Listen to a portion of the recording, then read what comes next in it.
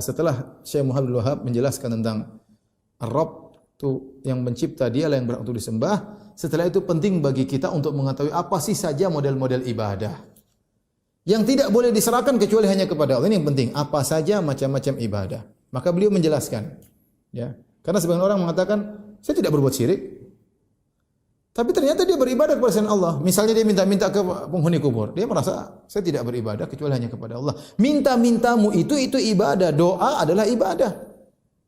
Bertawakalmu kepada wali misalnya, ya, pada wali kutub misalnya, ya, itu tawakal ibadah, tidak boleh diserahkan kecuali hanya kepada Allah Subhanahu wa taala. Ya. Menyembelih, saya tidak pernah berbuat syirik, tapi kamu menyembelih sama jin. Menyembelih itu ibadah. Ya, ini jadi kadang-kadang yang jadi masalah, masyarakat tidak ngerti apa ibadah, mana bukan. Nah, makanya perlu kita jelaskan kepada masyarakat apa itu ibadah. Kalau kamu sudah tahu itu adalah ibadah, maka tidak boleh diserahkan kecuali hanya kepada Allah. Maka perhatikanlah pandangan Syekh Sulaiman bin Abdul Wahab di dalam kitab beliau As-Sawa'iqul Ilahiyah fi Raddi ala Wahabiyah, kritikan terhadap Muhammad bin Abdul Wahab, yang mana Muhammad bin Abdul Wahab ini membawa pandangan yang syad dari kalangan Hanabilah, menganggap tawassul dan istighosah sebagai syirik akbar yang mengeluarkan dari Islam. Sedangkan ulama Hanabilah termasuk Imam Ibnu Taimiyah dan Ibnu Qayyim, ya, mengatakan itu syirik, tetapi bukan syirik akbar, akan tetapi syirik asghar. Orang yang melakukan tawassul dan istighosah walaupun dikatakan syirik, tetapi mereka berdua tidak pernah mengkafirkan orang yang melakukan keduanya. Dilihat di halaman 41. Pasal yang pertama, syahadatu an la ilaha illallah wa anna muhammadur rasulullah. Idza fahimtum ma taqaddama, maka ketika kalian sudah paham tentang apa yang telah saya paparkan, fa innakum al'an tukaffiruna man syahada an la ilaha illallah wahdah. Ya. Kalian sekarang malah mengkafirkan orang-orang yang bersahadat, menyaksikan bahwa Allah itu adalah Tuhan yang esa, wa anna muhammadan abduhu wa rasuluh, dan mengakui bahwasanya Muhammad adalah hamba Allah dan utusannya, wa aqamas shalah wa ataz zakah wa shoma ramadan wa hajjal bait, dan mereka melaksanakan rukun Islam, mu'minan billahi wa malaikatihi wa kutubihi wa rusulihi multaziman li jami'i sa'airil Islam, dan mereka meyakini rukun iman dan berpegang teguh atas semua syiar-syiar Islam. Wa taj'alunahum kuffaron, dan kalian menjadikan mereka orang-orang yang bersahadat, orang-orang yang meyakini rukun iman, sebagai seorang yang kafir. Wa biladuhum biladu harbin, dan menjadikan negeri-negeri mereka negeri perang, ya, kafir harbi. Panahnu nas'alukum min imamikum fi dzalik, kami layak untuk bertanya siapa imam kalian. Wa mimman akhadtum hadzal madhhab anhu, dan dari mana kalian mengambil mazhab ini, pandangan ini.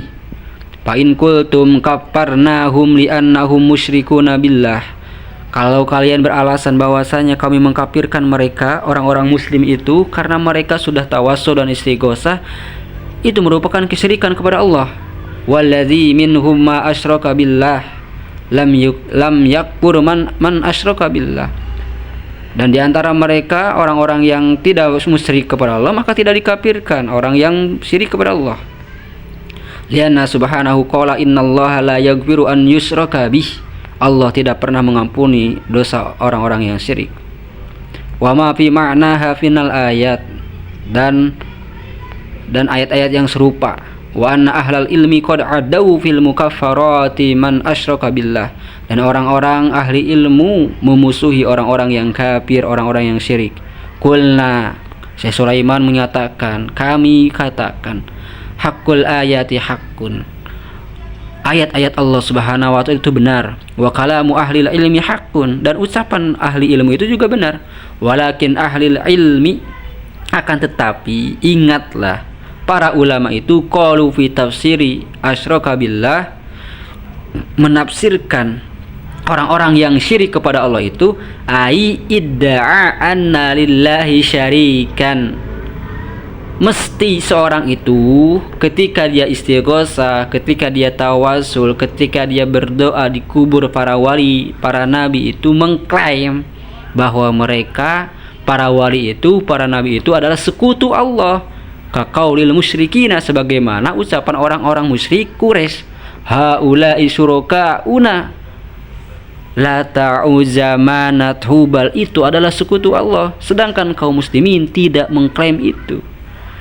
Kemudian Syekh Sulaiman juga mendatangkan ayat yang ayat penguat, wa ma nara ma'akum sufa'akum alladziina za'amtum annahum fiikum syuraka wa idza qila lahum la ilaha illallah, ketika dikatakan kepada mereka orang-orang kafir Quraisy tentang la ilaha illallah, tidak ada Tuhan selain Allah, yastakbiruna, mereka malah sombong, menyombongkan diri, aja'alu alihata ilahan wahida, apakah engkau wahai Muhammad akan menjadikan Tuhan itu hanya satu? Umat Islam itu mengklaim yang namanya Tuhan itu ya Esa, sedangkan orang-orang Quraisy mengatakan Tuhan itu atau Allah itu memiliki sekutu. Itu kekafiran orang Quraisy, berbeda dengan kaum muslimin. Kemudian di halaman 44 Syekh Sulaiman bin Abdul Wahhab juga menegaskan tentang ayat-ayat yang dibawakan oleh Salafi Wahabi pada waktu itu, ya, ayat-ayat yang dijadikan oleh mereka ayat-ayat untuk orang-orang kafir Quraisy, dijadikan, dilemparkan kepada orang-orang muslim pada waktu itu. Maka beliau memberikan komentar, panaqulu na'am kullu hada haqqun yajibu imanu bihi, ayat-ayat yang kalian bawakan itu benar, kami mengimani, wajib kita imani. Walakin min aina lakum annal muslima alladhi yashhadu an la ilaha illallah wa anna muhammadan abduhu wa rasuluh. Akan tetapi dari mana kalian punya pandangan bahwasanya seorang muslim yang sudah bersahadat idza da'a ghaiban au maitan, ketika mereka berdoa atau meminta kepada para malaikat yang gaib atau kepada para orang-orang soleh yang sudah wafat, au nazaro lahu, atau bernazar atas nama mereka, au zabiha li ghairillah, atau menyembelih atas nama para wali, au tamassaha bi qabrin, atau mengusap-ngusap kubur para wali, para nabi, au akhadha min turabihi, atau mengambil segenggam tanah orang-orang soleh, anna hadha huwa asyirku al-akbar, itu merupakan syirik akbar. Siapa yang menyatakan itu? Tidak ada di kalangan ulama 4 mazhab yang menyatakan itu, mereka yang menyatakan itu semua merupakan perbuatan syirik akbar. Alladzi man fa'alahu habita amaluh, yang mana ketika dilakukan akan melebur semua amalnya. Wa halal maluhu, halal hartanya untuk dirampas. Wa damuhu, dan halal darahnya untuk dikucurkan. Wa annahu alladzi aradallahu